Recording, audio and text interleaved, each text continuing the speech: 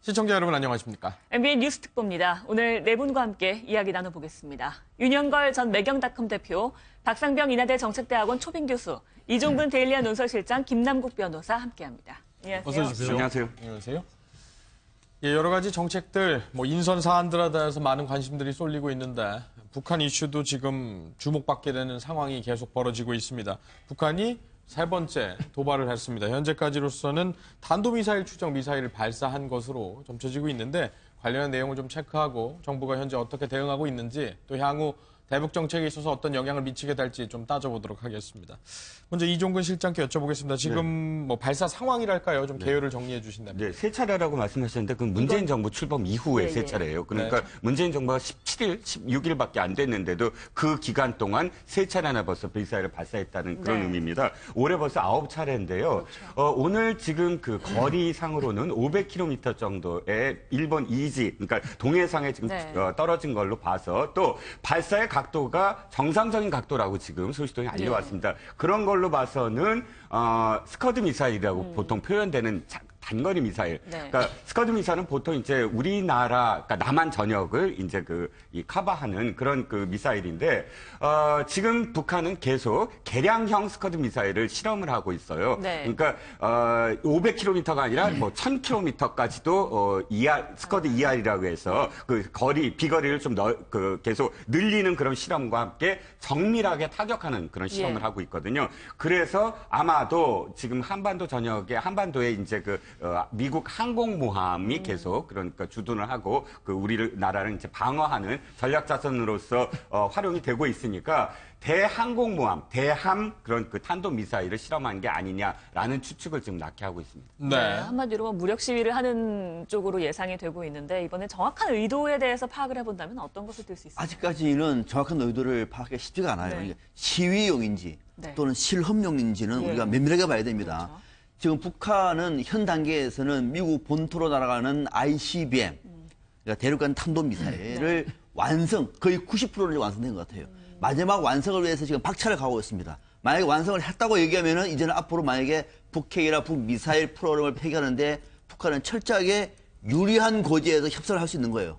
이보다 더 큰 강점이 어디 있습니까? 북한 입장에서 보면은 그거를 마무리하기 위한 일종의 실험용, 그러면은 이 단거리 미사일 안에 연료라든지 또는 다양한 어떤 실험을 했을 거예요. 그건 아직 우리가 확인이 안 된다면 그것이 아니라고 얘기하면은 시위용인데, 시위용은 지금 G7 정상회의에서 국제사회가 공동성명을 발표하지 않았습니까? 북한의 핵과 미사일 발사에 대해서 그건 용납하지 않겠다. 거기에 대해서 용납하지 않으시겠다고요?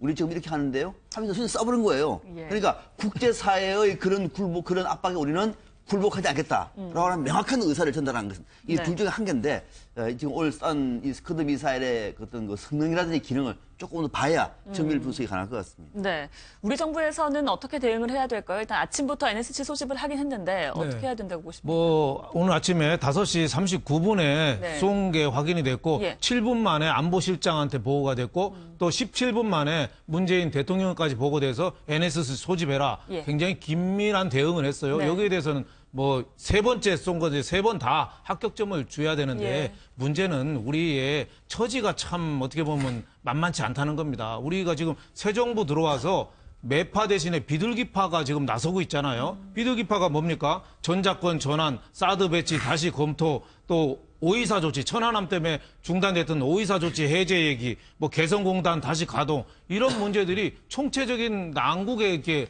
엉켜버린 거예요. 지금 자칫 또 유화 정책으로 나가다 보면은 오도 가도 못하는 문재인 대통령 입장이 또 안보 입장이 외교 라인, 안보 라인도 없는데 또 그런 또 위기가 있고 또 북한이 어떻게 보면 자칫 이것도 코리아 패싱도 있어요. 지금 미국이 매티스 국방장관이 한반도에 전장 참여 안 하면 큰일 난다. 인구 밀집 지역에 이거는 세계적인 재앙이다. 이런 얘기까지 한 거는 얘기 뜻은 가급적이면 평화 쪽으로 돌겠다는 얘기거든요. 트럼프도 선제 공격 얘기해서 지금 평화 쪽으로 자꾸 얘기를 돌고 있어요.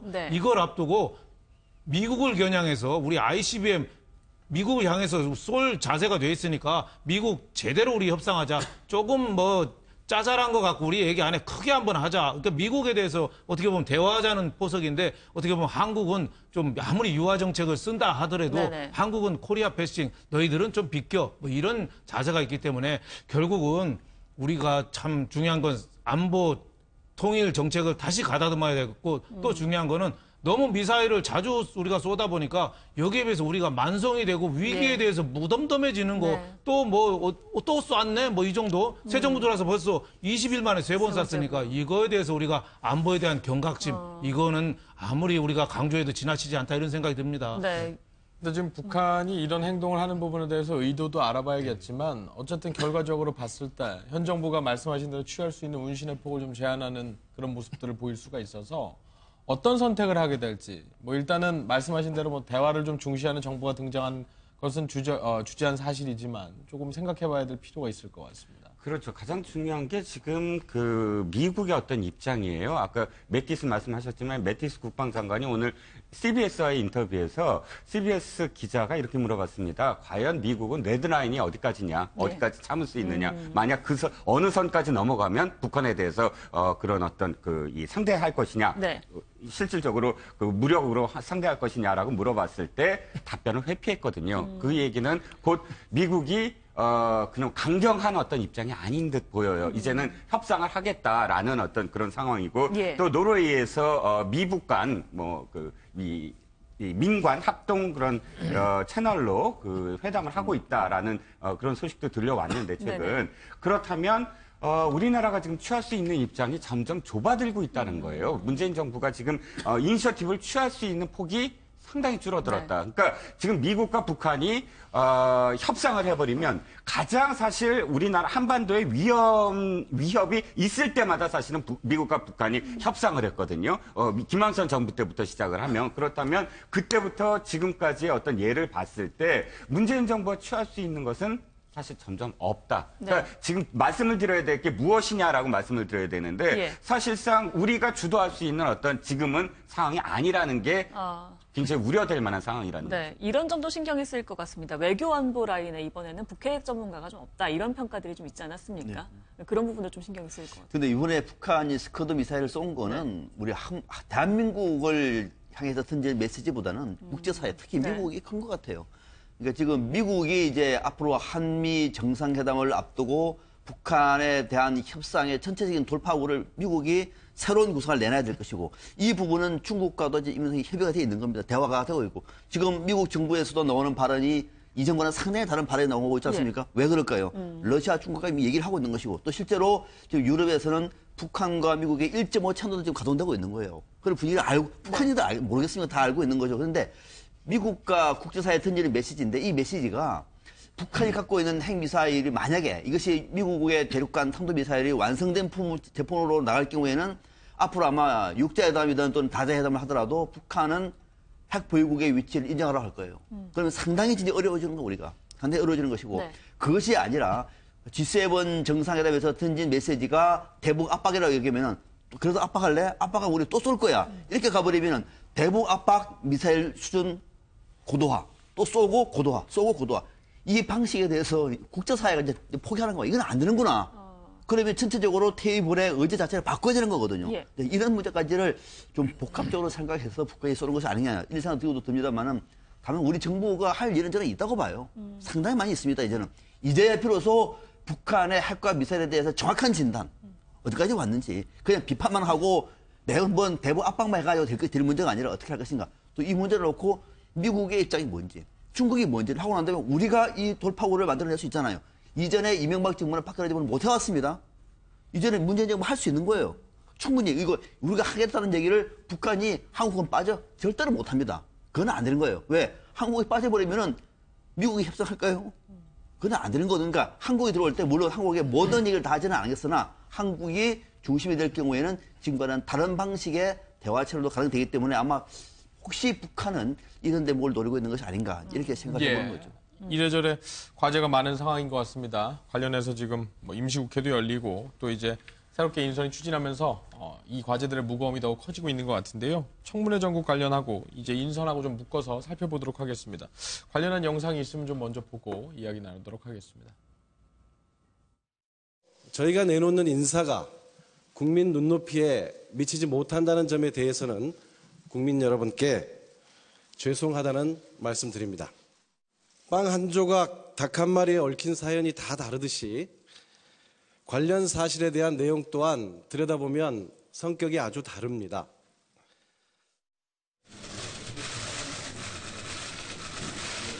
새 정부 들어서 첫 번째 임시국회입니다. 우선 그 인사청문회가 쭉 기다리고 있고 또 일자리 문제 등 현안들 또 대기하고 있는 것 같아서 이번 임시국회야말로 새로운 시작을 하는, 그래서 서로 잘 소통하고 또 정당 간의 협치를 통해서 국민적인 기대에 부응하는 그런 국회가 되도록 함께 노력을 했으면 좋겠습니다. 네, 이 화면에 비치지는 않았습니다만 전병헌 정무수석도 이 회동에 배석을 해서 좀 이례적이다. 어떤 의미냐 이 부분에 대해서 생각해 볼 계기가 된 것 같습니다. 네, 청와대 정무수석까지 회동에 참여한 거는 상당히 전향적인 자세로는 보여지죠. 근데 지금 문제가 어떻게 보면은 논리로 풀 수 있는 단계가 아니라 감성의 문제로 좀 바뀌었어요. 예. 지난주에 임종석 비서실장이 얘기한 게 빵 한 조각, 닭 한 마리에 얽힌 사연이 다르듯이 사실에 대한 내용 또한 들여다보면 다 사연이 있다. 그래서 심각성, 의도성, 반복성 이런 거 봐야 된다. 논리적으로는 맞아요. 근데 사과라는 거는 받아들이는 사람이 안 받아들이지면 사과가 아니에요. 그러니까 지금 감성적인 접근이 지금 필요할 때거든요. 그러니까 전병헌 정무수석 해도 지금 야당에서 거기에 대해서 받아주지 않으면 그건 의미가 없는 거죠. 야당에서 원하는 건 지금 대통령이 좀 나서라는 거죠. 그래서 대통령이 뭔가 좀 제스처를 취하고 전화통화를 한다든지 네. 뭔가 메시지를 좀 하는 게 조금 필요하지. 지금 야당의 논리를 막연히 우리가 새 정부 출범하는데 방해만 한다고 좀 비난할 수는 또 없는, 또 현행법의 위장 전입이 또 위반은 위반이니까 거기에 대해서는 좀 전향적인 자세로 좀 풀어야 되지 않느냐. 그리고 또 황금률이라고 네. 옛날에 민주당이 또 야당할 때 또 보수 정권에서 또 그렇게 했거든요. 예. 그러니까 이번에도 우리도 똑같이 하겠다고 또 야당이 그런 건데 이 악순환의 고리를 네네. 푸는 거는 누구겠습니까? 대통령이 나서서 제일 책임 있는 대통령이 나가서 그래 진짜 잘못된 거야 하면서 우리 잘해봅시다 하고 감성적으로 호소하는 거. 그렇게 했다고 해서 문재인 대통령이 얼굴이 깎이거나 저는 그렇게 된다고 보지 않습니다. 네. 오히려 나라를 책임지는 지도자로서 우리 위상이 더 높아지지 않느냐 저는 이렇게 봅니다. 네. 대통령이 책임을 져야 책임을 진다라는 표현이 어떤 수위인지 모르겠습니다. 어쨌든 직접 나와서 뭔가 해명할 건 해명하자라는 의견이신데 김남국 변호사는. 그러니까 그러니까 야당 측에서 요구하는 대통령이 직접 사과하라는 부분에 대해서 물론 이제 대통령이 직접 사과할 수 있다라고 생각이 됩니다. 예. 그러나 이제 사과라고 하는 것이 비서실장이 사과를 하느냐, 대통령이 사과하느냐 이 부분에 대한 것은 사안의 어떤 중대성이라든가 어떤 사안이냐 이런 특수성을 고려해서 대통령이 사과할 문제라고 생각이 되는데요. 과연 이 부분과 관련해서 대통령이 사과할 만한 것인지에 대한 그 부분을 좀 고민해 볼 필요가 있다고 생각이 됩니다. 네. 야당 측에서는 대통령이 그렇게 소통하기를 좋아하는 거니까 사과하면 되는 거 아니냐라고 네. 이야기를 하지만 대통령이 사과할 문제가 그렇게 쉽게 사과할 문제는 아니라고 생각이 됩니다. 특히나 지금 위장전입과 관련된 이 문제는 착한 위법이냐 나쁜 위법이냐 이렇게 저렇게 이야기를 하나 전부 다 불법적인 것이기 때문에 이 부분에 대해서 명백하게 불법인 것을 대통령이 나와서 미안하다라고 죄송하다라고 이야기하기는 어려울 것 같고요. 오히려 비서실장이 이것을 정치적인 것에 무게를 둬서 여야가 협의해서 정치적인 문제로 좀 풀어나가자라고 이야기를 했다고 한다면 여야가 합치의 어떤 정신을 살려서 그 부분에서 이 문제를 풀어나가는 게 좋다라고 생각이 되고요. 지금의 어떤 국면을 보게 되면 야당에서 요구하거나 이야기를 하는 것을 보게 되면 다분히 대표님께서도 말씀하셨지만 정치적인 어떤 감정적인 어떤 그런 대력이 있는 것으로 보입니다. 인사청문회라고 하는 것이 후보자의 어떤 적격이냐 이런 부분을 검증을 해야 되는데 후보자의 어떤 작은 부분을 가지고 이것을 가지고 여야가 마치 주도권을 가지고 싸움하는 듯한 모습을 보였기 때문에 문제라고 생각이 되는데요.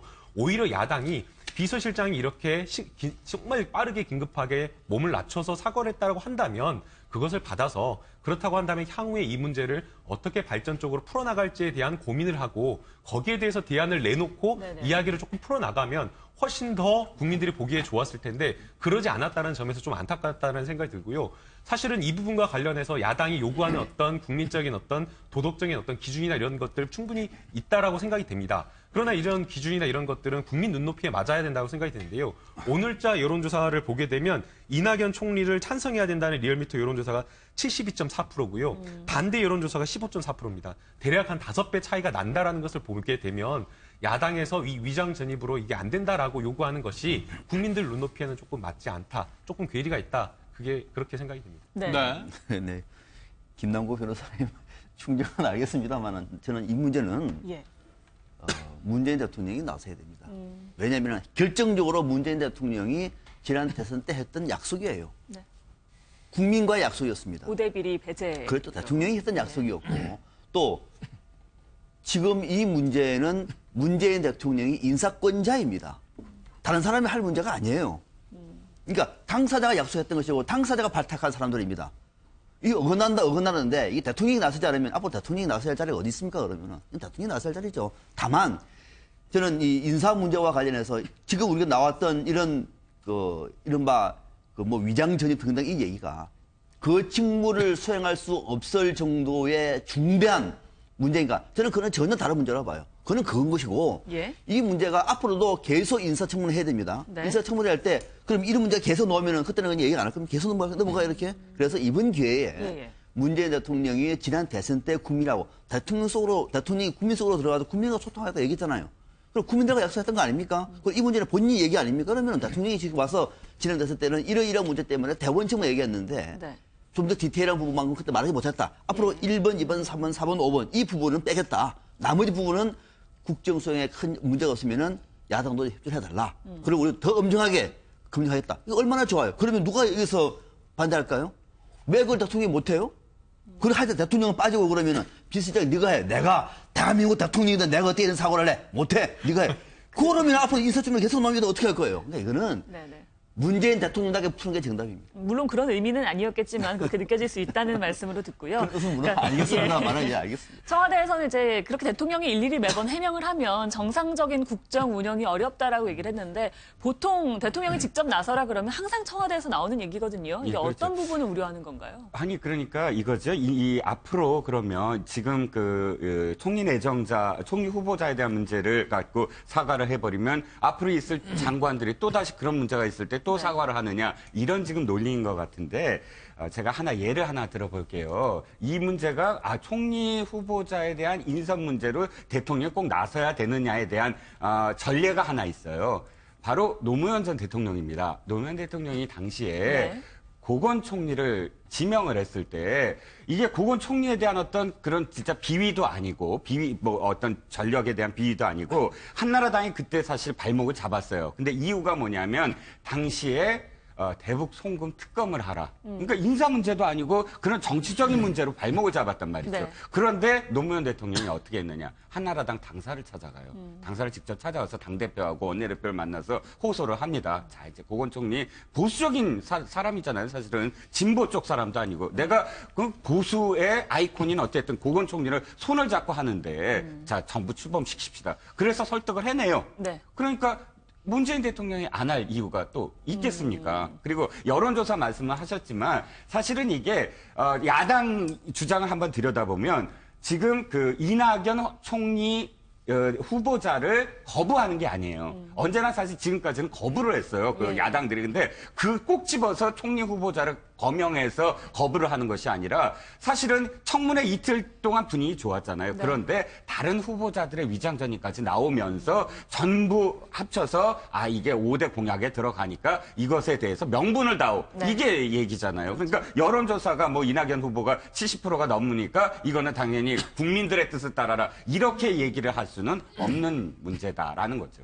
그러면 지금 말씀하신 내용들을 조금 정리를 해보면 이 문제를 해결할 수 있는 본질이 지금 약간 분리해서 말씀해 주시는 분들도 있고 연결해서 말씀해 주신 분들도 있어서 그런데 5대 원칙을 이른바 좀 수정을 하는 것이 본질이냐 아니면 대통령이 그 부분까지 포함을 해서 뭔가 얘기를 하는 것이 본질이냐 그 두 개 중에 하나만 선행과제로 해결이 되면 이 논란이 종식될 수 있을 것이냐 아니면 두 개가 다 연결되는 것이냐 네네. 이렇게 봐야 될 것 같은데 저는 5대 원칙을 포기하지 마시라.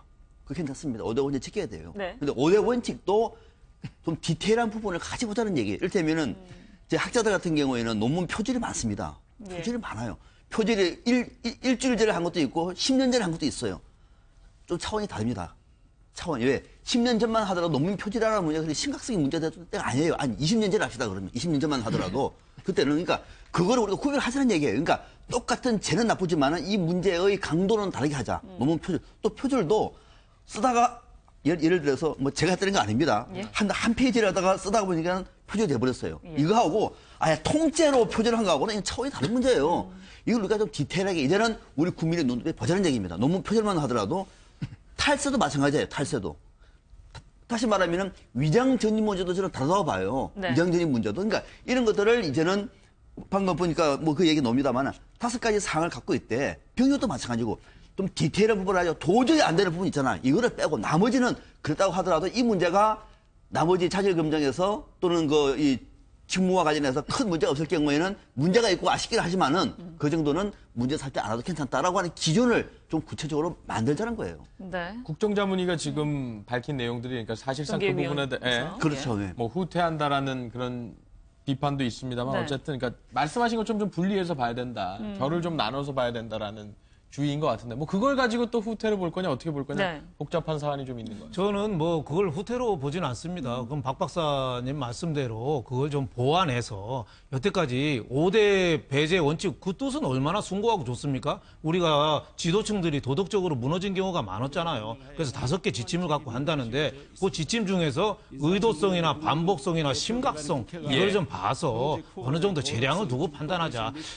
뭐 위장 전입 뭐 말이 위장자가 들어가니까 어디 뭐 스파이 작전하는 것 같고 뭐 휴전선에서 누가 넘어오는 것 같고 그런 생각이 드는데 옛날에는 사실 주민등록 위반하는 게 지금 기준으로는 나쁜 거지만 옛날에는 거기 아무런 의식이 없었어요. 옛날에 음주운전도 사실 별로 의식이 없이 옛날에 어느 오래된 기자는 아침에 집 앞에 가니까 트럭이 있더래요. 그래서 웬 트럭이냐 했더니 술 먹고 자기 차 놔두고 트럭을 몰고 집에 와서 갖다 놨다 할 정도로 음주운전이나 위장 전입에 대해서는 옛날에는 도덕적으로 그렇게 생각이 안 됐어요. 그래서 그 사람들을 다 뭐 면피시켜주자, 면탈시켜주자 이게 아니라 사안별로 그 심각성이나 의도성이나 반복성을 지금 시점에서 좀 다시 좀 보자. 그리고 이 고리를 지금은 끊자 이거죠. 정권 바뀔 때마다 야당 되는 사람들은 반대하고 여당 되는 사람은 하자고 그러고 그래서 또 여기서 또 하나 또 강조하고 싶은 거는 오늘 추미애 대표가 야당이 전략적으로 반대한다고 그러는데 이런 말조차 굉장히 불편한 말입니다. 지금은 빨리 차를 시동 걸어서 출발시켜야죠. 새로운 내각을. 여기서 그런 정쟁을 하는 이런 언어는 좀 적당하지 않다. 인사 배제 원칙을 새로 좀 보완하고 그리고 대통령이 저는 나서서 이 문제를 빨리 풀어야 된다고 봅니다. 역시 좀 불리한 얘기신 것 같고 지금 저희가 단독으로 보도해드리는 뉴스 속보 내용입니다. 최순실 씨, 국정농단 사건의 주범으로 꼽히고 있는 최순실 씨의 딸인 정유라 씨가 모레 오후 한국에 도착합니다. 덴마크의 코펜하겐을 거쳐서 네덜란드의 암스테르담에서 출발해서 모레쯤 도착할 거라고 지금 알려져 있는데 또 공항에서 체포해서 즉시 조사를 한다고 합니다. 이전에 최순실 씨의 변호인이죠. 이경재 변호사가 체포를 바로 하는 것은 뭐 정치 검찰이다 이런 비난을 하는 이제 기자회견을 하기도 했는데요.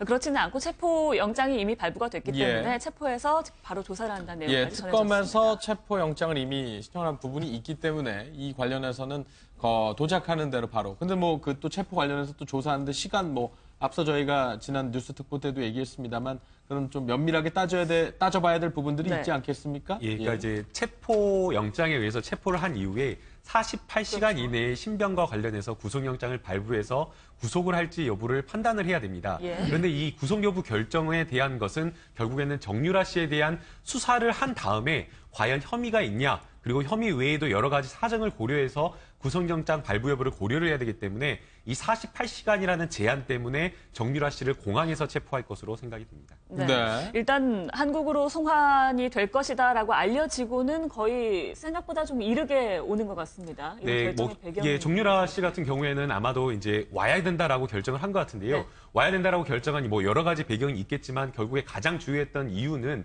정유라 씨가 지금 뭐 덴마크에서 구금되어 있는 이 구금 일수가 한국에 온다고 하더라도 이 뭐 혐의를 받고 뭐 수사를 해서 나중에 이제 처벌받는다고 하더라도 그게 구금 일수에 산입이 되지 않기 때문에 정유라 씨 입장에서는 덴마크에 있는 기간 자체가 어떻게 보면 이중 처벌받는 어떤 그런 것으로 생각이 될 수가 있다라고 생각이 됩니다. 또 거기에 더해서 정유라 씨가 뭐 아들에 대한 굉장히 애착이나 이런 것들을 보여주고 있기 때문에 아마도 한국에 들어와서 최대한 빨리 적극적으로 수사에 임해서 오히려 본인의 어떤 혐의나 이런 부분을 적극적으로 소명을 하자라는 쪽으로 전략을 바꾼 것으로 생각이 되기 때문에 네. 그렇다고 한다라고 한다면 그 결단을 내렸을 시점에 최대한 빨리 귀국하는 방향으로 조금 결정을 내린 것 같으로 생각이 듭니다. 네.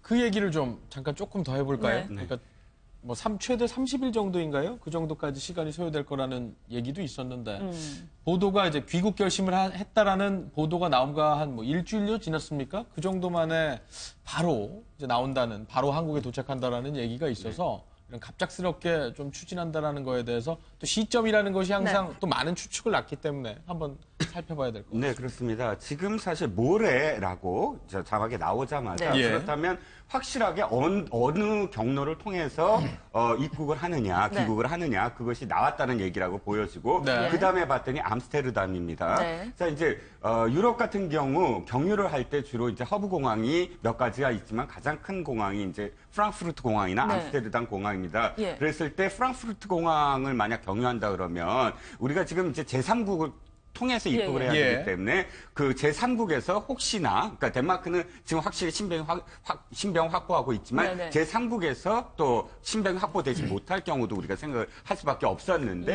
예. 프랑크푸르트 공항 같은 경우는 사실 최순실 씨가 거점으로 하고 굉장히 최순실 씨와 가까운 독일의 지인들도 많고 또 이 정유라 씨가 언제든지 프랑크푸르트 공항에서 또 이렇게 사라질 수 있지 않느냐라는 우려도 있었어요. 그래서 예. 어느 공항을 통해서 오느냐도 굉장히 이제 그 관심이었고 네. 그 검찰이 적극적으로 그러니까 아예 덴마크로 가서 신병을 확보하느냐의 문제까지도 지금 고려를 하고 있다라는 보도가 나왔었는데 네. 이렇게 빨리 그러니까 암스테르담 공항을 경유해서 온다라는 그런 어떤 상황이라면 저는 어느 정도 검찰과의 그런 뭐 이쪽 그 정유라 씨라든지 이 네네. 이야기가 된 게 아니냐라고까지 조심스럽게 추측을 해봅니다. 예. 그러니까 이 정유라 씨는 빨리 귀국을 하겠다라는 어떤 욕망이 있었고 또 검찰은 신병을 끝까지 확보해야 된다는 어떤 그 목적이 있지 않습니까? 네. 두 목적 속에서 사실 그러니까 일치되는 점만 있다면 빨리 귀국한 때 어느 공항을 통해서 어떻게 하겠다라는 그런 그 최소한의 어떤 서로 간의 이 협상, 약속 이런 것들이 존재하지 않는다면 이렇게 빨리 이렇게 노출되는 언론에 노출되는 행보를 할 리가 없지 않겠느냐라는 추측을 조심스럽게 한국으로 해볼 수가 돌아오겠다라고 한 이후부터 바로 검찰과 정유라 씨가 어느 정도 조율을 하는 겁니까? 이런 부분에 대해서. 예, 그러니까 검찰에서 직접 정유라 씨하고 아마 사법공조를 하기에는 쉽지가 않을 것으로 네네. 생각이 되고요.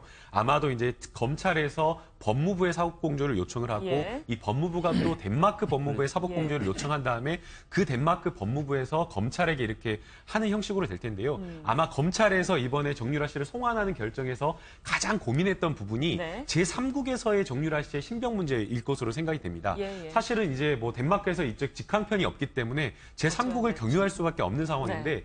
일반적으로 우리나라도 그렇고 외국도 그렇지만 뭐 범죄인 인도 조약이 체결돼가지고 인도를 할 경우에 사실은 이제 해당 국의 어떤 그 검찰 수사관이 직접 오는 경우가 많지는 않습니다. 예. 그런데 이제 체포 시점을 덴마크에서부터 해버리게 되면 그 48시간이라는 시간 중에 상당 부분을 수사하는 곳에 쓰지 못해버리는 그쵸. 경우도 있고요. 예. 또 그리고 우리나라에서 해외로 또 강제 추구를 할 때에 그냥 이제 직항편이다 그러면 그냥 비행기에 딱 태워가지고 보내버리는데 또 정유라 씨 같은 경우에는 제3국을 거쳐버리는 또 예. 비는 어떤 공간이 있어버리기 때문에 아마 그 부분에 대해서 굉장히 고민을 했을 것으로 생각이 되는데 아마 이 부분에 대해서 덴마크와 긴밀하게 아마 협조를 해서 덴마크의 검찰의 협조를 얻어서 제3국에서 이제 아마 제3국까지는 덴마크가 그 정유라 씨의 신병을 아마 같이 이렇게 했을 네. 것으로 생각이 되고요. 예. 거기 제3국에서 덴마크의 비행기를 올랐다라고 하면 거기까지는 이제 아마 우리 검찰 수사관이 같이 해서 오지 않았나라는 네. 그런 생각을 해보게 됩니다. 이제 정유라 씨가 귀국하면 그러면 어떻게 될 것이냐. 국정농단 수사는 뭐 사실상 마무리가 됐습니다만 아직 이제 정부가 바뀌면서 뭐 윤석열 지검장도 등장을 했고 이런 부분에 있어서 더 무언가 나올 수 있을 것이다라는 기대가 있는 셈이죠. 지금 상황에서. 근데 오늘 이경재 변호사가 라디오 프로그램과 인터뷰한 내용을 보면 본인이 역시 변호를 맡게 되고 최 씨에게 변화가 올 수 있느냐. 정 씨의 귀국으로 인해서 그런 얘기를 했는데 이미 특검 수사 과정에서 드러날 거 다 드러났기 때문에 달라질 게 없다라고 선을 그었단 말이죠. 이 부분은 어떻게 그러니까 지금 되겠습니까? 최순실 씨의 주장은 저는 별로 달라질 것은 없다고 봐요. 예. 주장은 일관된 주장을 해왔기 때문에 다만 이제 그 주장을 반박하는 얘기가 정유라의 입에서 나올 수 있다는 얘기예요. 크게 이제 세 덩어리 아닙니까? 이제 정유라 관련해서는 일단은 정유라가 엄마와 박근혜 대통령의 관계에 대해서는 그나마 제일 잘 알 수 있는 사람이에요. 직접 들은 얘기도 있고 본 얘기도 있을 겁니다. 다른 사람들 본 사람이 없잖아요. 제일 잘 알 수 있는 그 관계 하나하고 두 번째는 삼성과의 관계, 삼성에서 돈이 오고 말을 타고 이 관계에 대해서는 지금 우리는 서류만 봤습니다만 본인의 입에서 그 관련된 내용들이 상당 부분 정황 증거는 아마 지금 관련된 자료를 쭉 보다가 정유라 씨가 와가지고 그 얘기를 하면 딱딱 들어맞는 게 굉장히 많을 거예요. 또는 서로가 잘못해가지고 잘못됐다든지 또는 조작이 됐다든지 이런 문제도 있을 수 있는. 그러니까 삼성과 말의 관계, 최순실 씨 일가와의 관계가 두 번째 덩어리고 세 번째가 이제 이화여대 문제인데 정유라 씨가 글쎄 얼마나 많이 준비를 했는지 모르겠습니다만 아마 우리나라 검찰도 만만치 않거든요. 관련된 준비를 했다고 얘기하면은 정유라가 말을 할 때 그동안에 우리가 미처 몰랐던 또는 박근혜 전 대통령이나 최순실 씨가 거부해왔던 아니라고 얘기했던 것이 사실로 드러날 가능성은 상당 부분 많이 있다. 아마 그 대목을 다 가지고 우리 법무부와 외무부가 지금 덴마크 당국하고 협의를 해서 내일 모레 오십시오라고 조율을 해서 오는 것이다. 이렇게 보여집니다. 네. 사실은 근데 그럼에도 불구하고 사실 지금 이경재 변호사가 굉장히 오랜만에 지금 라디오 인터뷰를 했어요. 그러니까 최순실 씨와 관련해서 많은 언론들이 이경재 변호사한테 이 인터뷰 요청을 했는데도 불구하고 다 거의 거절을 했거든요. 그런데 물론 이제 그 재판 중이니까 변호사가 이야기할 수 없는 부분도 분명히 있겠죠. 근데 흔쾌히 사실은 지금 이경재 변호사가 전면에 나서서 이야기를 하고 있고 또 이 얘기를 합니다. 그러니까 이제 학사 비리와 또는 삼성과 관련해서 무죄 입증이 가능하다, 무죄다라고, 그러니까 정유라 변호는 내가 맞고 하고 이야기를 하는 부분. 자, 이 두 부분에서 뭘 생각을 할 수가 있냐면 지금 사실 갑작스럽게 정유라 씨가 입국 결정을 하지 않았습니까? 많은 언론들이 아마도 항소심까지 해서 대법까지 갈 것이다. 올해 말이나 올해를 넘길 것이다라고 했는데도 불구하고 갑작스럽게 결정을 한 점, 그 결정이 정유라 씨 단독의 결정일까 하는 점이죠. 그러니까 충분히 최순실 씨가 왜 접경 금지가 풀렸잖아요. 접경 금지가 풀렸다는 건 어쨌든 덴마크에 있는 딸과 충분히 협의를 할 수 있는 그런 어떤 가능성이 있고 또 어느 정도 지금 이 재판이 진전이 됐습니다. 재판이 진전된 상황 속에서 또다시 새로운 수사를 할 수는 없는 거예요. 그러니까 최순실 씨나 또는 이경재 변호사 측에서는 지금 검찰이나 특검이 밝히고 싶은 어떤 전체적인 스펙이 이미 됐다는 거죠. 결정이 됐다는 거죠. 그렇기 때문에 어느 정도를 정유라 씨가 커버를 하느냐, 정유라 씨의 어떤 입을 어느 정도 막느냐. 그러니까 어느 정도를 정유라 씨한테 이건 절대 말하지 마. 예를 들어서 혐의가 있다면 그런 최소한의 숙지가 없다면 이렇게 자신 있게 급박하게 돌아오지 않을 것이다. 또 이렇게 돌아오는 날 이미 돌아오는 걸 다 알고 있는 이경재 변호사가 라디오에 나와서 그것도 이렇게 자신 있게 내가 변호를 맡고 이러이러한 점에서 무죄다라고 이야기할 수 있겠느냐라는 점이죠. 그래서 충분히 이쪽에서는 자신 있어 하는 그런 모습이라는 거죠. 국민들이 기대하는 어떤 기대감에는 조금 부정적인 부분에 조금 더 방점이 찍힌 듯한 인상을 주게 되는데. 많은 사람들은 정유라가 최순실의 딸이잖아요. 그리고 애정이 굉장히 많은 41살에 시험관 아기로 나니까 얼마나 애정이 크겠어요. 그리고 자초지종을 국정농단을 많이 받기 때문에 많이 좀 터트릴 수도 있지 않느냐, 큰 게 나올 수도 있지 않느냐. 근데 저는 크게 기대하기는 조금 어렵지 않느냐 이렇게 생각이 됩니다. 왜냐하면 장시호 씨는 이모인 최순실 씨라고 제로섬 게임이었어요. 스포츠 영재재단을 누가 주도권을 갖고 했느냐 이거 갖고 서로 싸웠거든요. 그러다 보니까 서로 상대방을 터뜨렸는데 이 정유라 씨는 최순실 씨랑 모녀간이거든요. 그래서 제가 보기에는 그런 면에서 좀 한계가 있고 또 하나는 이 체포영장이 업무방해죄잖아요. 그러니까 업무방해죄는 그 체포한 죄목만 갖고 수사를 해야 돼요. 진짜 검찰이 궁금한 거는 삼성과의 그 관계 78억이 어떻게 오가고 또 독일에 가서 비자금을 어떻게 세탁하고 얼마나 해외에 빼돌리고 이거가 궁금한데 여기에 대해서는 수사하기가 쉽지 않다. 이게 어떻게 보면 독일의 탈세나 비자금이 워낙 형벌이 엄하기 때문에 최순실 씨가 자진 귀국했다는 얘기가 있을 정도로 이 건은 크거든요. 여기에 대해서는 수사가 좀 만만치 않다. 저는 이런 생각이 듭니다. 또 윤석열 중앙지검장이 첫 스타트로 하는데 조금 어떻게 보면 생색을 나면서 좀 확실한 게 뭐 정윤의 문건 이런 거 아니겠어요? 검찰 개혁하고 맞물려서. 근데 정유라 수사에 대해서는 정유라 개인 특징이 뭐 마구 얘기하는 거 좋아해서 기대는 하는 것 같습니다만 저는 크게 기대하기는 좀 어렵다 이렇게 봅니다. 네, 전해드린 것처럼 31일 오후죠. 수요일 오후에 정유라 씨가 귀국을 합니다. 공항에서 체포를 해서 즉시 조사를 한다고 하는데요. 혹시 공항에서 기자들을 만나서 어떤 이야기를 하게 될지 이 부분이 전해지는 대로 저희 MBN 뉴스에서도 방송을 해드릴 테니까요. MBN 뉴스를 통해서 확인해 보시기 바라겠습니다. 네. 저희가 인사청문회 얘기를 하다가요. 속보가 나오면서 정유라 씨 이야기를 했는데 다시 한번 인사청문회 이야기 이어가겠습니다. 오늘 서훈 국정원장 후보자의 청문회가 지금 현재 열리고 있습니다. 쟁점이 무엇인지 이 부분을 좀 짚어보겠습니다. 네. 주로 뭘 중점적으로 따질지 이 부분이 좀 궁금하거든요. 예, 첫 번째는 바로 그 KT 스카이라이프와 삼성에서 받은 그러니까 자문료가 굉장히 고액이었다는 거예요. 그런데 이제 두 가지가 문제입니다. 하나는 액수도 고액이었을 뿐더러 그 이유가 KT 스카이라이프 측에서는 이제 통일에 대비해서 뭐 위성과 관련한 자문을 받았다 하는데 그 시기가 국정원 3차장을 그만두고 그 다음 시기거든요. 그렇다면 국정원 3차장을 그만두면 사실 북한과 관련해서 어떤 정보를 갖고 있는 사람이 그냥 민간 기업에 가서 그 정보를 공유할 수 있느냐라는 점 하나. 네. 그리고 두 번째 가장 큰 문제가 사실은 시기예요. 시기가 뭐냐면 2012년 4월에 이 시작이 돼요. 그래서 2012년 12월에 끝나요. 근데 2012년 4월과 12월은 어떤 의미를 갖냐 하면 바로 지금 19대 대선. 예. 18대 대선인가요?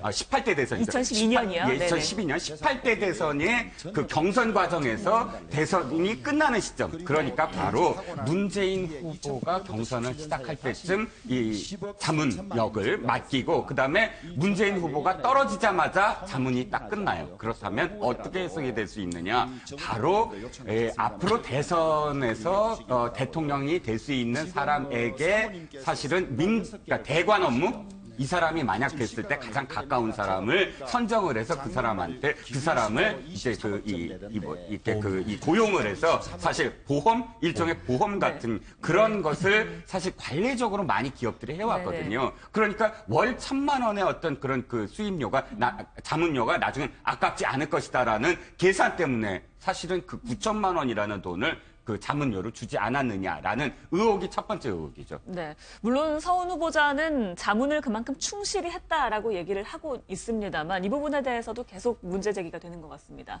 또 지금 나온 얘기들을 좀 살펴보면요. 국정원 기능에 대해서 의심받는 상황이다. 좀 부끄럽다라는 취지의 이야기를 했다고 알려지고 있고요. 서훈 후보자가요.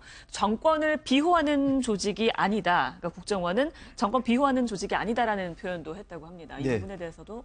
그렇죠. 지금 문재인 정부에서 국정원 개혁을 할 수 있는 적임자로 저는 봅니다. 네. 그리고 방향도 문재인 대통령이 후보 때 방향을 잡았었죠. 한국형 CIA를 만들겠다. 네. 해외 정보를 바탕으로 하는 세계 최고 수준의 정보기관으로 만들겠다. 저는 옳다고 봅니다. 그걸. 그래서 국내에 있는 뭐 대공수사권 이런 것 다 폐지하겠다. 그걸 경찰에 이관하고 하겠다. 저는 그 방향은 좋아요. 그 방향에 서훈 후보자는 딱 좋다. 예. 좋은데 이럴 가운데 저도 이 삼성경제연구소에 근무를 하고 500만 원씩 받고 또 KT 가가지고 2012년 18대 대선 때 당시에 문재인 후보 남북경제연합의 위원으로서 돈을 1,000만 원씩 받고 이거 너무도 적절치 않다 보니 너무도 이거는 국정원에서 국정원이라고 얘기하면은 다른 것과는 달리 여기는 공무원이면서도 비밀을 굉장히 요하는 공무원입니다. 그렇지 않습니까? 예. 근데 그 공무원을 그만두고 난 다음에 민간 연구소에 가가지고 한 달에 500만 원씩 자문을 하다 무슨 자문을 하셨습니까, 거기서? 이것이 지금 윤리에 반하지 않습니까? 저는 이거는 문제가 있다고 봐요. 이런 것들은 또 더더욱이 대선 때는 뭐 보험성, 당시에 민주당 문재인 캠프에서 이런 위원을 하다가 대선 끝나는 다음에 또 그만두는 이런 모습은 뭐 야당들이 비판하다 할 말 없는 대목인데 과연 이런 문제가 이제 국정원 개혁에 어떤 그림도 될 것인가 이 문제를 따져보겠습니다만은 저는 개혁성은 만점인데 네. 이런 그 커리어라든지 이런 걸 볼 때는 상당히 못마땅합니다. 근데 이제 그 부분 마저 말씀하시죠. 네, 일단 사실은 이것도 어떻게 보면 하나의 적폐라고 생각이 됩니다. 예. 뭐 기업들이 각 공공기관이나 국가 정부기관에서 고위직을 했던 사람들을 데려다 놓고 뭐 그런 사람들을 그냥 데려다 놓겠습니까? 기업들이 결국에는 그 기업들이 고위직을 데려다 놓음으로써 해당 기관에 영향력을 미치려고 하는 어떤 그런 것들이 관행적으로 있었는데요. 제가 본 케이스 중에 심지어 국정원 고위직에 있다가 퇴직을 했는데 50대 중반 초중반쯤에 퇴직을 했는데 영화관에 취업을 하시더라고요. 너무 황당했는데 예. 왜 이렇게 했느냐라고 하면 그냥 이래 우리 사회에 있는 고위직의 이런 것들을 대기업에서 예우 차원에서 데려다 놓는다라고 하는데 네. 결국에 이것들이 결국에 보면은 해당 기관과 유착이 될 수가 있는 겁니다. 그게 우리가 단적으로 가장 봤던 게 바로 세월호 사건입니다. 세월호와 그 청해진이라든가 아니면은 뭐 국토해양부에 있던 사람들이 뭐 대한항공이라든지 아니면 뭐 아시아나항공이라든지 이런 곳에 취업해서 결국에는 기관 사이에 유착이 되는 어떤 그런 모습을 보여주는데요. 이것도 일종의 우리 사회에서 반드시 사라져야 될 적폐 중 하나인 정관이유라고 볼 수가 있는 겁니다. 그렇기 때문에 저는 이건 정말 문제점이 상당하다라고 생각이 되고요. 지금 해명 자체가 뭐 정당한 자문을 했다라고 이야기를 하는데 만약 정당한 자문을 했다라고 한다면 예. 자문 의견서가 있지 않겠습니까? 그냥 말로만 자문했다라고 네네. 하는 것이 아니라 정말로 내가 이런 사안에 대해서 내가 이런 부분에 대한 전문성이 있기 때문에 이런 의견서를 해당 기업에 제출을 했다라고 이야기를 해줘야지 국민들이 납득을 하는 겁니다. 네. 그렇기 때문에 저는 서훈 국정원장 지명자 후보자가 이 부분에 대해서는 명확하게 국민들에게 해명을 하는 것이 좀 필요하다라고 생각이 됩니다. 네, 그 관련한 의혹에 대해서는 인사청문회를 보면서 네네. 조금 지켜보도록 하고요. 앞서 말씀하신 비유도 좀 있긴 합니다만 어쨌든 적절성을 규명하는 게 관건이다 이렇게 이해를 하겠습니다. 국정원 개혁의 적임자라는 상징성을 띠고 서훈 후보자가 등장한 것이 맞는데 지명이 된 것인데 앞서 뭐 개략적으로 얘기 나왔습니다만 문 대통령은 선거 기간 도중에 그러니까 국정원의 국내 정치 관련한 어떤 파트라고 표현해도 될까요? 그러니까 그 부분을 없애겠다라고 얘기를 했는데 이 서 후보자 같은 경우에는 국정원 출신이다 보니 또 그 부분에 대해서 약간 궤를 달리하는 예. 인사청문 그 답변서도 있어서 그 부분에 대해서도 궁금해집니다. 그러니까, 맥락을 알아야겠죠. 네. 예. 서훈 국정원장 후보자가 개인적으로 저렇게 고액 자문료 받은 거는 그거는 이제 청문위원들이 좀 판단해야 될 것 같아요. 네. 이게 심각하냐, 네, 또 네. 고의성이 있느냐, 이게 좀 도덕적으로 문제지만 그건 청문위원이 판단할 문제고 예. 이분의 업무 자질이나 그 생각 자체로 보면은 제가 보기에는 저는 어느 정도 점수를 주고 싶어요. 예. 왜냐하면 자기를 시켜준 대통령 뜻에 반해서 그 어긋나서 자기 의견을 얘기하는 국정원장 후보자예요. 첫째는 이제 대통령이 후보 때 공약했죠. 국정원장 국내 정보 수집 반대. 예. 이렇게 했는데 서훈 후보자는 국정원법에 따라야 된다고 얘기했어요. 조금 결이 네. 다르죠. 예. 근데 국내 국외가 확실히 구별 안 되는 부분이 많거든요. 거기에 따라서 무조건 맹종하지 않고 국정원법에 따라서 국내를 좀 탄압받고 인권 개입하고 이런 거는 하지 않되 국정원법에 따르다고 신중하게 얘기하면 또 저 점수를 줬고요. 또 예. 하나는 민주당이 그 4.13 총선 직전에 필리버스터 해가지고 그렇게 전 의원이 목을 놓아 반대하던 게 대테러 방지법하고 방지법이죠. 사이버 테러 방지법이잖아요. 그리고 문재인 대통령의 사실 공약이기도 했고, 근데 서훈 후보자는 그 법도 필요하다고 얘기를 그렇죠. 했어요. 네. 그러니까 자기 시켜준 사람, 자기 집권당 생각하고 자기 생각이 틀린 거를 소신 있게 저는 얘기한다는 거에 예. 따라서는 상당히 저는 국정원이 여태까지 국정원을 운영한 정치권이나 국정원장들이나 간부들이 정치권에 붙어가지고 잘못한 거지 국정원 자체는 얼마나 소중합니까? 네. 나라를 지켜주는 천병이에요. 음지에서 일하고 양지를 지향하는 게 국정원이거든요. 그런 면에서 서훈 저는 후보자가 개인 돈을 기업한테 저렇게 받은 거는 좀 그건 평가할 문제가 있지만 네네. 저렇게 소신을 갖고 얘기하는 거는 저는 아주 괜찮은 사람이다 이렇게 봤습니다. 예. 대통령과 좀 엇갈리는 의견에 대해서 오히려 좋은 평가를 네, 해주셨는데요. 소신이라고 얘기를 네. 해주셨는데 아, 방향성은 맞는 건지 예, 예. 여쭤봅니다. 예. 중요한 건 이거죠. 지금 이유가 뭐냐는 거예요. 국내 정보를 수집하지 않아야 될 이유가 무엇이냐. 대공 수사권 문제, 그걸 왜 지금 반대하느냐, 지금 민주당이. 그건 지금까지 국정원이 정치에 개입을 해서 그러니까 국가의 이익을 수호하는 것이 아니라 특정 정권의 이익을 수호해 왔기 때문이다라는 것이죠. 그렇다면 그렇지 않게 만드는 법적 조치라든지 혹은 그런 어떤 개혁을 하는 것이 네. 더 중요하시지 아예 국내 정보, 국외 정보라고 차단해버리면 말씀하셨듯이 지금 사실 가장 큰 임무가 정보입니다. 정보라는 거를 어디까지가 국제 해외 정보고 어디까지가 국내 정보고도 문제가 있을 뿐더러 그 정보라는 개념 자체가 사실은 굉장히 지금 폭넓게 돼 있어요. 굉장히 그래서 그렇기 때문에 사실상 지금 말하는 그 서훈 후보자가 이야기하는 게 한국의 CIA로 거듭나게 하겠다. 네. 이 얘기 아닙니까? 미국의 CIA 국장이 정권이 바뀐다고 안 바뀌거든요. 어떤 정권이든 보수 정권이든 진보 정권이든 한 사람 국장을 하면 임기 동안 그냥 계속 그 보장하는 것도 정치와 정권의 이익에 충성하지 않기 때문이지 않겠습니까? 그런데 서훈 후보자가 이 말을 했기 때문에 저는 가능하리라고 보는 거죠. 왜냐하면 보수 정권에서 내세운 보수의 후보자가 이 말을 했으면 사실 굉장히 큰 어떤 또 비판을 받았겠지만 그럼에도 불구하고 어쨌든 북한에서 김정일을 가장 많이 만난 사람, 또 북한을 가장 많이 드나든 사람, 또 굉장히 남북 평화 협상의 하나의 주역이 된 사람이 이 말을 했기 때문에 저는 훨씬 더 믿음이 갈 수 있지 않겠느냐 하는 거죠. 네, 근데 이제 이런 부분도 조금 생각해 볼 필요가 있는 것 같습니다. 그러니까 그동안 국정원의 정치 개입에 대해서 많은 비판이 있었던 것은 뭐 국정원의 존재 가치와 서 후보자의 발언 모든 부분을 존중한다 손 치더라도 그렇게 되지 않았기 때문에 그 대안으로 그럼 이거 아예 개입을 하지 말자. 이런 식의 대안이 나왔던 것 같은데. 그러니까 뭔가 이런 의견을 피력을 한다면 그거에 상응하는 대안이 있어야 된다라는 의견에 맞부딪히게 됩니다. 그렇죠. 지금 현행 국가정보법에는 국내 정보 수집이 포함되어 있으니까요. 지금 그렇죠. 그걸 법을 개정을 해야 되는 거죠. 저는 개정하는 것이 옳다고 보는 사람이에요. 국내 정보, 국가정보원 이제 손 떼는 것이 옳다고 봅니다. 경찰이라든지 검찰로도 말하는 게 맞습니다. 만약에 경찰과 검찰이 도저히 안 된다 그러면 다른 걸 만들어. 왜냐하면 국가정보원이 그동안에 국내 정보를 수집하면서 해왔던 이 어떤 그 적폐가 너무 심해요. 아니 지난 대선 때 댓글 봤잖아요. 다 국내 정보를 자기들끼리 만들어내는 겁니다.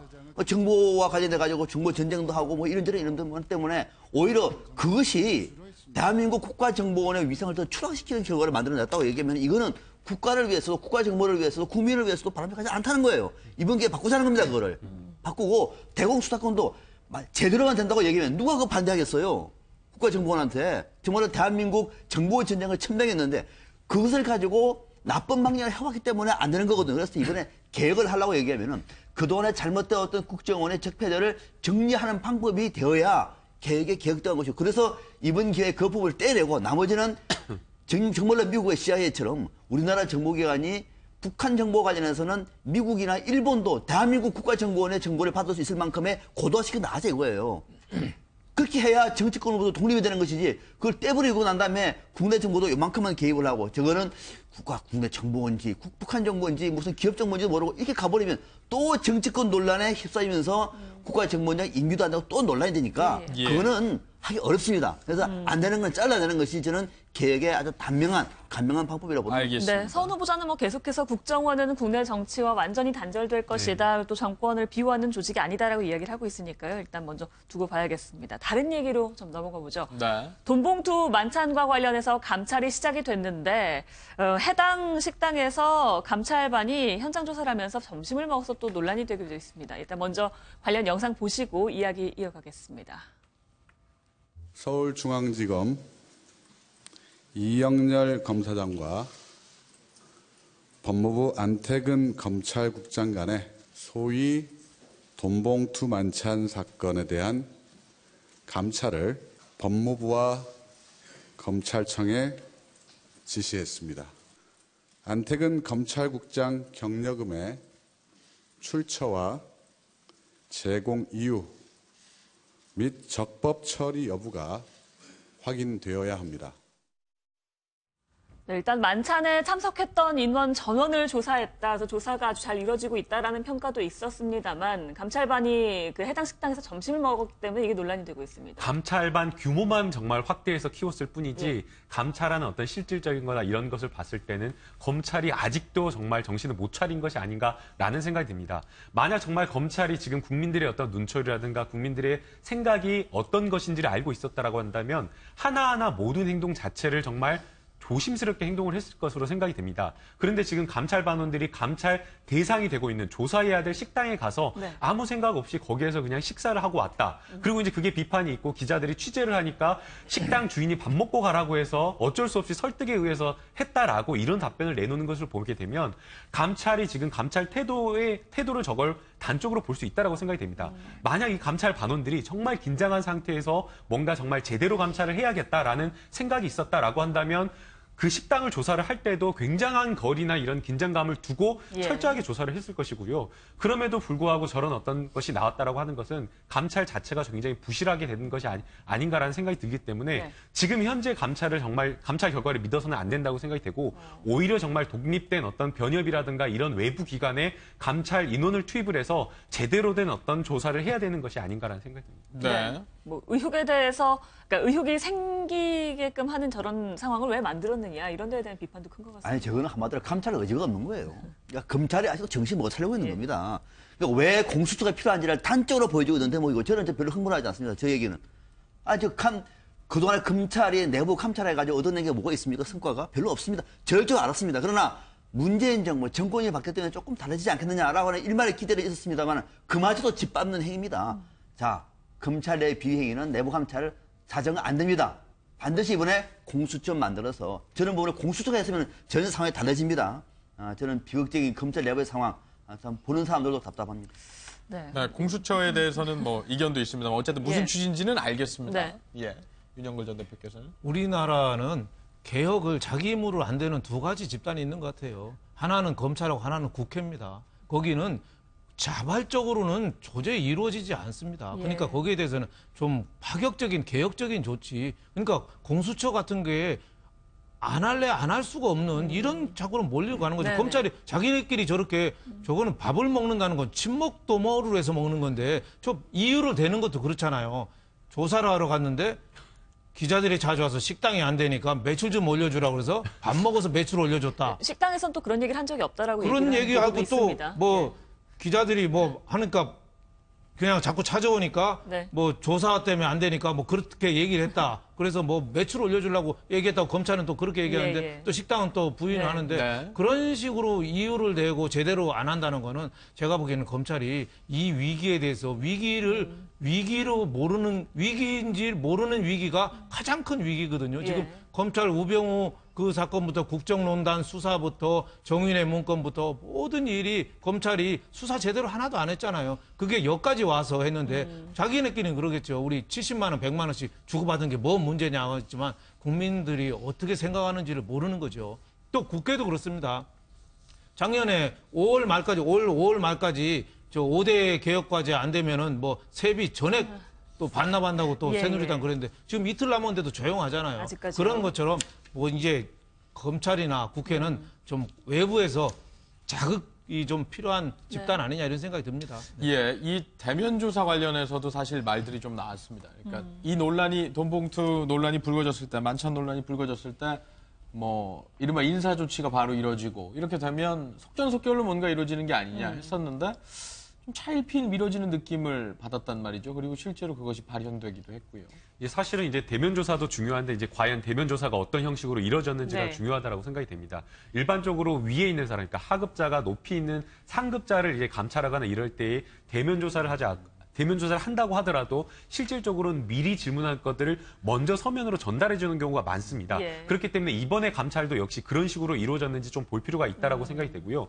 그다음에 이제 대면 조사 이후에가 더 중요하다고 생각이 됩니다. 단독으로 한 사람 불러서 대면 조사도 중요하지만 결국에는 대질 조사가 중요한 겁니다. 왜냐하면 서로 양쪽의 대검찰청과 법무부에 있는 양쪽 기관에 있는 사람들이 와서 이야기를 한 것이기 때문에 서로의 이야기나 이런 것들이 내용이 다른 진술이 나왔을 때는 결국에는 누구 말이 맞느냐라는 부분에 있어서 확실하게 해야 될 조사가 필요한 겁니다. 그렇기 때문에 이 부분에 대한 대질 조사가 필요한데 아직까지는 재질 조사가 이루어졌다라는 부분에 대한 그런 보도가 나오지 않았고요. 그다음에 또 더욱 중요한 게 특수활동비 문제가 아니겠습니까? 지금 계속해서 특수활동비에 대한 어떤 개선이 필요하다라고 이야기가 나온 것이 그 당시에 주어진 어떤 돈 봉투가 특수활동비에서 지출되었다라는 부분이기 때문에 이 특수활동비를 지출했을 때 어떤 항목으로 이 특수활동비를 가져갔느냐, 그다음에 특수활동비가 어디에서 나왔느냐라는 부분에 대한 정확한 감찰이 내부 감찰이 이루어져야 되는데 그 부분도 이루어졌지 않다라는 점에서 결국에는 이 감찰 자체가 정말 제대로 이루어지느냐라는 하는 그 부분에 대한 의구심을 지울 수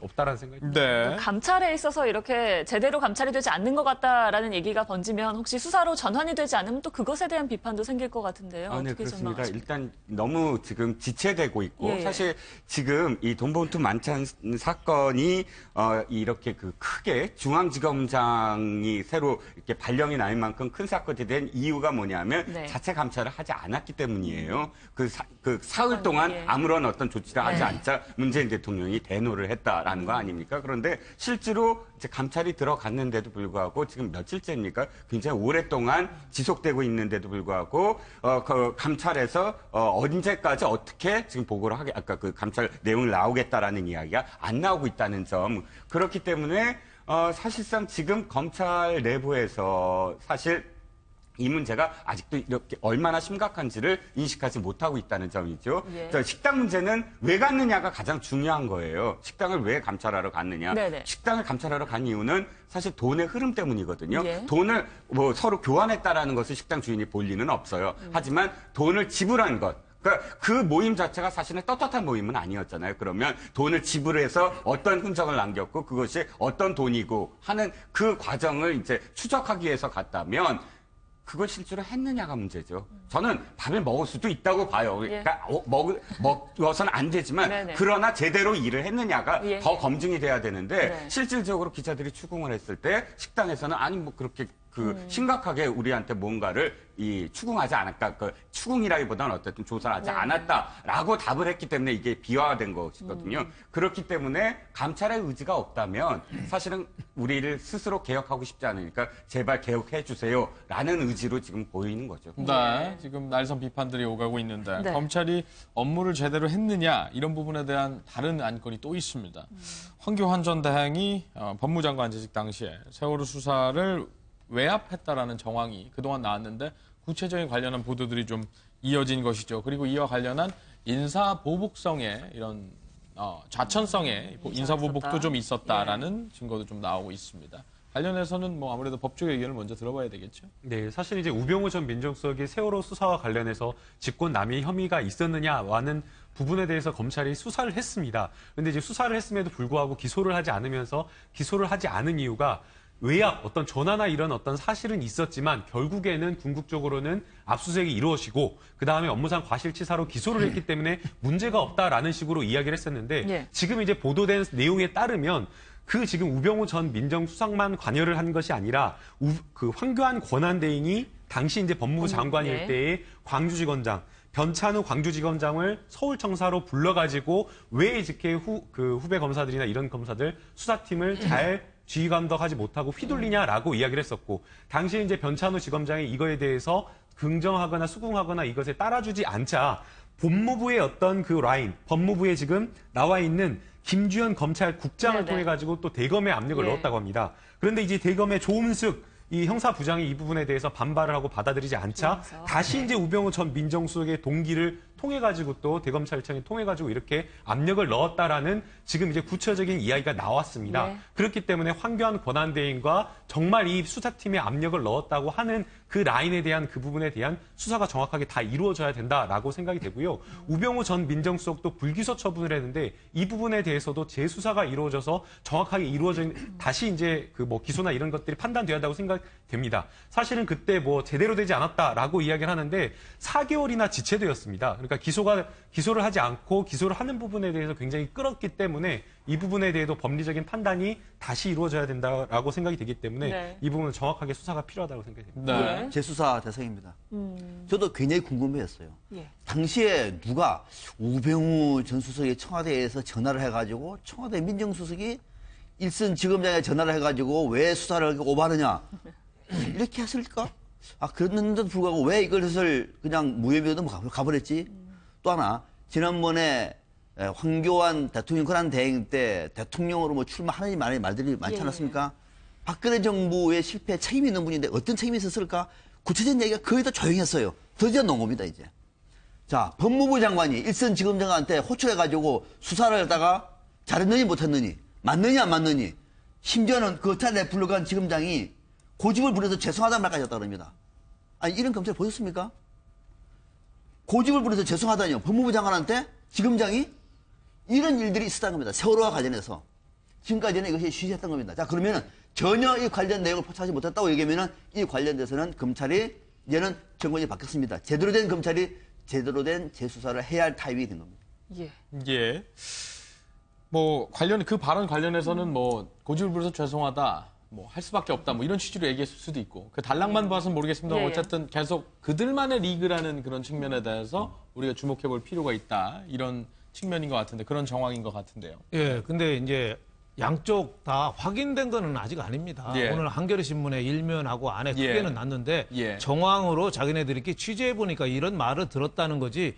예를 들면은 뭐 당사자인 황교안 총리나 뭐 우병우나 뭐 이런 사람들이 뭐 인정을 해준 건 아니니까 아직 이게 다 100% 사실이다. 아직은 뭐 단언할 수는 없는 거죠. 예. 근데 이제 그 시대에 세월호 때 우리가 두 가지 일이 있었잖아요. 하나는 업무 과실치사, 예. 세월호 해경이 제대로 못해서 과실치사가 빚어졌다. 네. 또 하나는 해경에 대해서 서버 압수수색을 막는 거. 예, 예. 그거 근데 압수수색을 못하게 하는 것만 우리가 알고 있었죠. 얘기를 그게 했었죠. 네. 우병우 민정수석 전에 민정비서관 때 그 윤대진 형사 2부장한테 해서 압수수색을 못하게 한 것만 알고 있었는데 지금은 장관까지 나서서 이렇게 과실치사를 해경에다 못하게 한 거를 장관이 직접 검찰청법을 위반해서 장관은 검찰총장한테만 얘기할 수 있거든요. 직접 지검장을 불러서 얘기할 정도고 거기에 대해서 인사가 이루어지고 또 어떻게 보면 직권남용까지 이루어진 거니까 그리고 또 공교롭게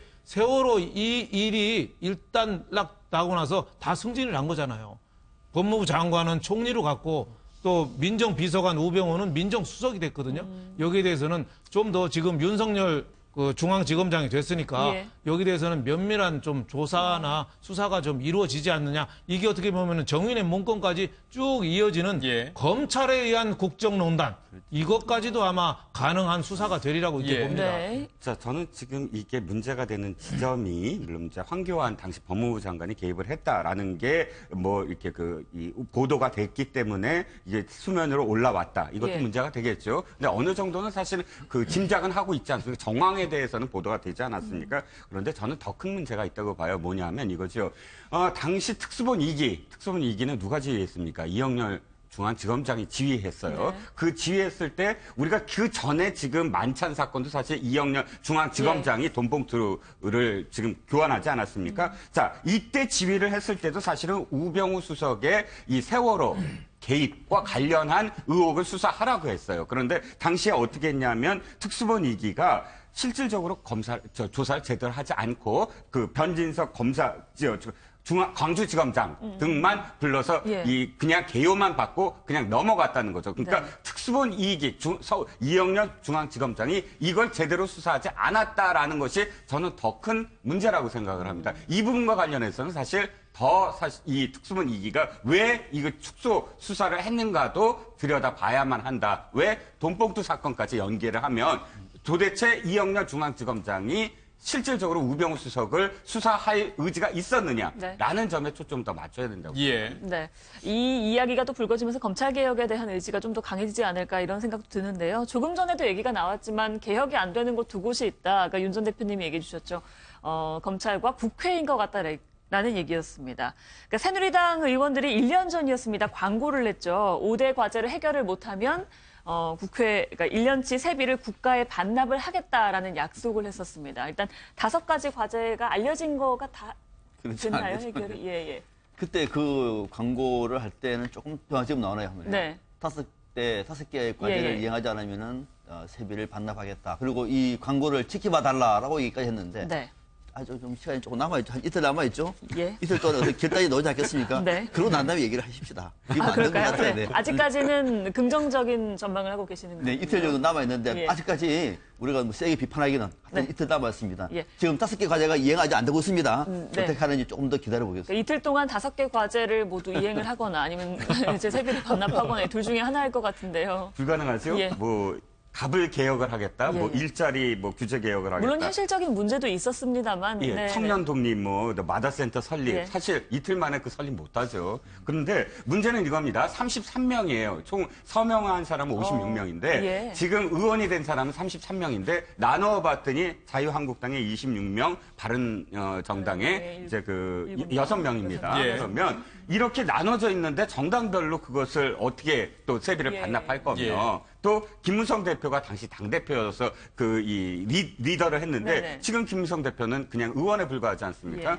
여러 가지 현실적인 제약이기 때문에 네. 불가능하겠죠. 네. 예, 알겠습니다.